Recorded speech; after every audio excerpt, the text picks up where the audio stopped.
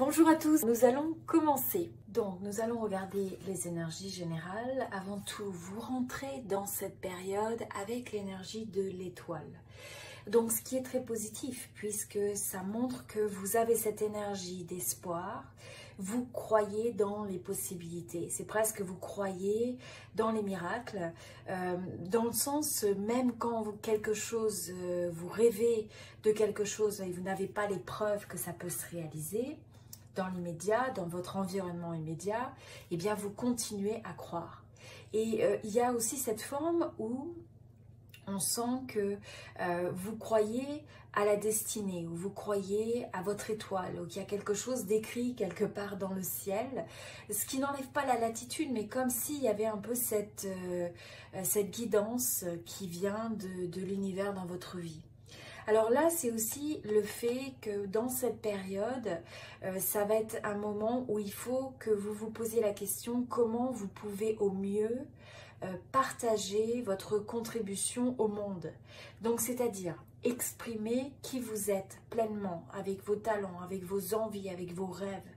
Comment est-ce que vous pouvez vraiment vous révéler, vous exprimer et d'une manière qui vous permet d'apporter le plus de valeur finalement dans le monde. Et même si c'est simplement dans votre monde à vous, hein, mais c'est de regarder quelle est votre meilleure manière d'exprimer ça. C'est aussi pour certains une période où là, il y a l'énergie qui se dégage et le fait qu'on a besoin de faire confiance dans la vie. Que quand il y a eu des situations difficiles du passé, eh bien il faut croire et il faut mettre l'énergie à vouloir guérir ces cicatrices. Et c'est aussi, ça montre que quelque part dans ce domaine-là, vous êtes, même si vous n'avez peut-être pas l'impression d'avoir tout guéri, ou qu'il y a encore des cicatrices qui sont douloureuses, d'expériences ou de relations passées, eh bien vous êtes sur la bonne voie. Et donc là, c'est aussi d'avoir la force de la vision, d'être vraiment clair sur c'est quoi ce que vous voulez vraiment vivre dans la vie. Alors peut-être avoir une vision de vous dire à la fin de ce mois-ci, à la fin de cette année, qu'est-ce que je voudrais avoir vécu, qu'est-ce que je voudrais avoir accompli, quelles sont les expériences que j'aimerais avoir. Et aussi bien donc dans toutes les sphères de votre vie, aussi bien le domaine personnel, au niveau du bien-être, au niveau de vos relations, au niveau du travail, etc. Et donc, mais là, c'est une belle énergie où on a des attentes qui sont positives et comme on s'attend à des choses positives, finalement, on a l'impression qu'on a un soutien on a un soutien de l'univers quelque part, où vous récoltez des énergies qui sont favorables. Alors ensuite, vous avez également la reine de denier, donc c'est les deux énergies un petit peu du début de cette période. Et là, on voit que vous êtes quelqu'un aussi de très terre à terre ou avec le côté un petit peu pratique des choses. Il se peut que donc vous ayez un focus important, que vous focalisiez une grande partie de votre attention sur le domaine professionnel. Dans le fait de vouloir exprimer vos talents, comme on disait, donc de passer vraiment à l'étape où vous savez que votre meilleure manière de contribuer, c'est telle ou telle manière, et vous le faites de manière concrète au travers de vos activités. Ou alors, vous allez vous poser cette question de comment vous pouvez être plus aligné avec ces deux choses, entre ce que vous savez que vous êtes là ou que vous avez envie de faire dans votre vie et ce que vous faites réellement. Mais on voit que donc il y a cette énergie d'indépendance, d'autonomie, quelqu'un qui est un petit peu autodidacte aussi, qui a dû passer par un certain nombre d'épreuves, mais qui est fort suite à ces épreuves. Ça fait que vous êtes quelqu'un d'ancré, avec un cœur qui est ouvert, donc vous êtes aimant, vous avez cette forme de gentillesse, mais en même temps c'est cette force, vous savez qu'une grande partie de votre force se trouve dans votre cercle social, dans votre cercle amical, et vous êtes reconnu dans une certaine mesure pour ça, on compte sur vous. Donc pour certains, ça peut être aussi le fait que voilà, vous avez des responsabilités auxquelles vous devez faire face. Ça pourrait être aussi pour certaines personnes des gens qui sont des structures monoparentales. Donc si vous êtes seul à devoir faire face à une situation familiale. Et donc là, c'est aussi de vous interroger, est-ce que vous êtes capable d'accepter l'aide des autres? Donc on voit qu'il y a cette forme d'amour-propre, cette forme d'autonomie, d'indépendance qui est tout à fait louable, mais c'est de regarder aussi, est-ce que vous êtes capable d'accepter l'aide des autres et comment vous pouvez éventuellement la rechercher des fois. Alors ensuite on se décale sur l'énergie du mois avec l'énergie de l'amoureux et l'énergie du chariot. Donc avec l'énergie de l'amoureux, on voit que vous avez cette envie de... ça va être une période où vous allez vous harmoniser intérieurement. C'est un petit peu le fait avant tout de travailler sur le fait de s'aimer soi-même. Donc pour certains, ça peut être une rencontre, ça peut être le fait que vous êtes dans une relation qui est passionnée, qui vous donne l'impression d'avoir rencontré l'âme sœur. Pour d'autres, ça peut être justement que vous avez une rencontre qui vous donne cette sensation, ou l'autre finalement semble échoer ou semble être le miroir des choses, des valeurs qui vous tiennent à cœur. Donc, quoi qu'il en soit, on voit qu'on a une connexion qui est profonde avec l'autre et une connexion, une harmonie intérieure, comme un rééquilibrage qui se fait intérieurement, de telle sorte que vous n'êtes pas en situation de dépendance, vous n'attendez pas que l'autre vous complète, mais vous allez travailler dans cette énergie de vous faire confiance, de vous aimer vous-même, de reconnaître votre valeur. Et ensuite, ça vous met finalement sur des bases beaucoup plus propices, beaucoup plus saines pour partager avec l'autre. Alors, ça peut être aussi dans le domaine de l'amitié. Ça peut être, comme on disait, soit une meilleure harmonie intérieure, donc avec soi-même, soit avec... à l'intérieur d'un couple où on sent qu'il y a des alignements des énergies et puis ça marche de mieux en mieux, on se sent aligné, on se sent en harmonie. Et il y a aussi le fait que chacun est capable d'être vraiment qui il est, d'être authentique et que l'une et l'autre des personnes acceptent et recherchent dans l'autre le fait qu'il puisse s'exprimer pleinement, qu'il puisse être vraiment qui il est. Et donc là, c'est quand même l'énergie aussi de l'âme sœur. Donc comme je disais, ça peut être le fait que vous êtes présentement dans ce type de relation. Ou alors pour certains, ça pourrait être la marque de rencontrer quelqu'un qui vous paraît vraiment comme étant une âme sœur. Mais la manière dont vous vous engagez dans ce type de connexion, c'est en vous connaissant vous-même. Et donc vous êtes conscient aussi peut-être de mettre une certaine limite, c'est-à-dire d'être capable, vous ne vous perdez pas au contact de l'autre. C'est une fusion qui révèle et qui donne, qui développe qui vous êtes, mais pas quelque chose qui vient vous compléter parce qu'il y a quelque chose qui manque à l'intérieur de vous. Et si c'est une énergie que vous ressentez, eh bien il faut d'abord combler cette sensation de manque.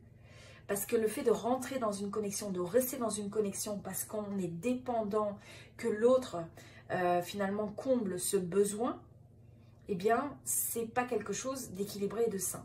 Donc, il faut cette forme d'autonomie que vous êtes capable d'avoir de toute façon dans la vie. Donc, je pense que vous allez l'avoir aussi bien sur le domaine professionnel que sur le domaine personnel. Alors,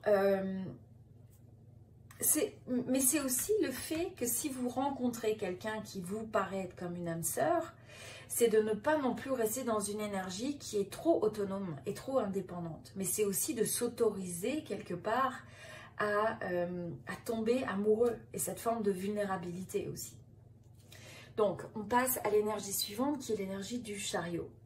Bon, le chariot, ça montre qu'il y a un mouvement en avant. C'est vous allez prendre un certain nombre d'actions dans des projets, dans des relations où vous allez trouver cette notion d'équilibre un petit peu là entre le cheval blanc et le cheval noir. C'est l'inconscient et le conscient. C'est le fait que vous allez arriver à maîtriser les choses et que les choses semblent s'aligner de telle sorte que vous êtes en confiance de pouvoir avancer dans la bonne direction. Vous avancez dans la bonne direction. Vous avez un mouvement qui est assez rapide et donc là, on sent que vous allez avoir cette impulsion qui va vous amener à avoir envie d'agir sur les choses qui sont importantes, d'agir sur les connexions qui vous semblent importantes. Mais aussi, sans tomber dans le fait du coup de tête. Hein. Pour certains, ça peut être aussi le fait d'avoir un coup de cœur, un coup de foudre, quelqu'un qui rentre dans votre vie et là, waouh, vous allez de l'avant parce que ça donne l'impression que, vous voyez, on a ces mêmes couleurs, on est dans cette même énergie où vous vous sentez emporté finalement par cette rencontre. Donc pour certains, ça peut être ça. Et ça peut être ça aussi dans le sens où vous avez l'impression que c'était quelque chose de destiné, qui était écrit dans les étoiles. C'était cette personne que vous attendiez dans votre vie avec cette force, cette énergie d'autonomie que vous avez développée au travers des expériences passées.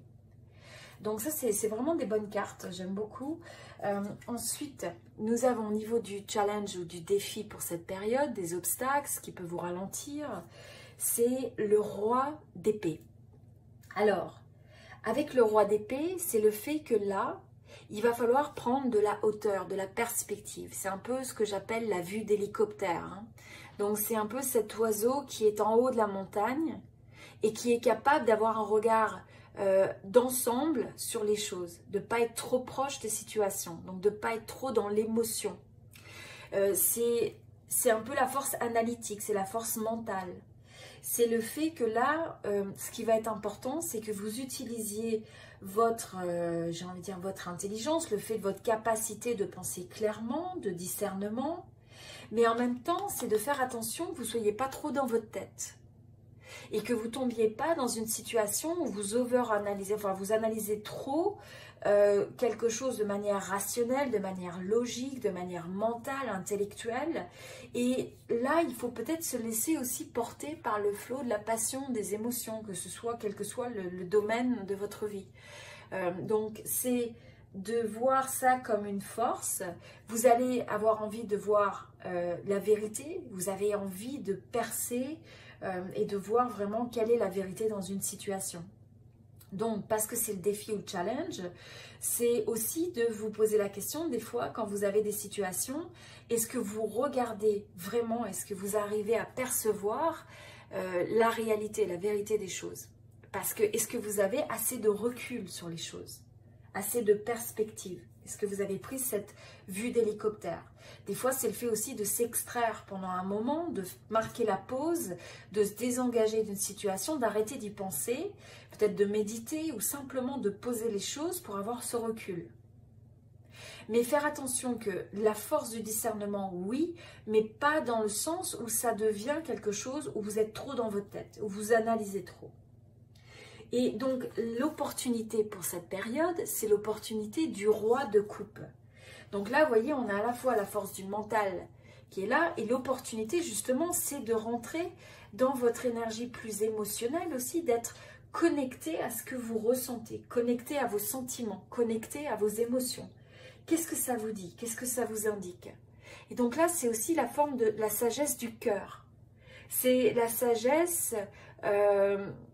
c'est cette sagesse de l'intuition, du cœur, de la personne qui regarde aussi à l'intérieur. Donc, c'est ce juste équilibre entre être capable de regarder les choses avec un certain aspect rationnel et logique, en ayant les yeux ouverts et voire même avoir le recul et la hauteur de perspective pour voir les choses avec plus de vue d'ensemble.